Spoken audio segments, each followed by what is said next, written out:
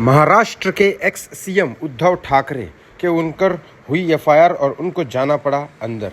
बताता हूँ कौन से केस में। बॉम्बे हाई कोर्ट के जस्टिस जी मेहर सिंगल ने बेंच में 29 अगस्त को यह आदेश दिया था कि ये केस एक्चुअली उद्धव ठाकरे के ऊपर हुआ कि वो एक मंदिर में गए थे और उन्होंने मंदिर में पंडित जी ने जब उनके ऊपर टीका लगाने के लिए कहा, वो भकुट लगाने के लिए कहा, तो उन्होंने उसको मना कर दिया। अब इस केस में इनके ऊपर इन्होंने केस किया, नांदेड़ के निवासी है मोहन चौहान। इन्होंने उनके ऊपर ही केस कर दिया कि ये हमारे धर्म के ऊपर आघात किया है, हमारे भावनाओं को ठेस पहुंचाई है, ऐसा उद्धव ठाकरे के ऊपर केस किया।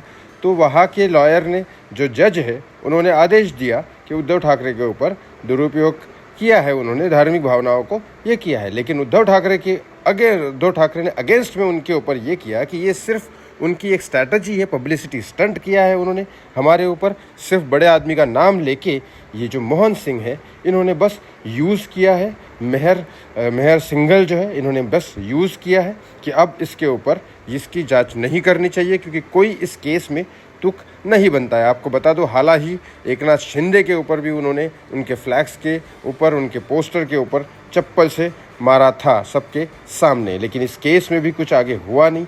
अब इस केस में उद्धव ठाकरे के ऊपर केस नहीं बन रहा है और उद्धव ठाकरे अभी भी अंदर नहीं गए। लेकिन आपको क्या लगता है, क्या इस केस में उद्धव ठाकरे के ऊपर केस होना चाहिए था या नहीं? क्योंकि उद्धव ठाकरे वही है जिन्होंने कांग्रेस के साथ हाथ मिलाया और उसके बाद जो बाला साहेब ठाकरे जी का इनका जो मेन कहना था कि नहीं, मैं कुछ भी कर दूंगा लेकिन कांग्रेस के साथ हाथ नहीं मिलाऊंगा, और आज मुस्लिम को सपोर्ट करके और हिंदुइज्म में ऐसे मंदिर में वहाँ जाके टीका नहीं लगाते हैं और एक तरफ से शिवाजी महाराज का नाम लेके एकनाथ शिंदे के पोस्टर पे चप्पल मारते हैं, तो ये आप तो कहाँ तक सही लगता है?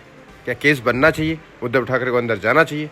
जो आपको लगता है कमेंट बॉक्स में कमेंट करके ज़रूर बताएं। बहुत बहुत धन्यवाद। वीडियो शेयर ज़रूर करिएगा। धन्यवाद।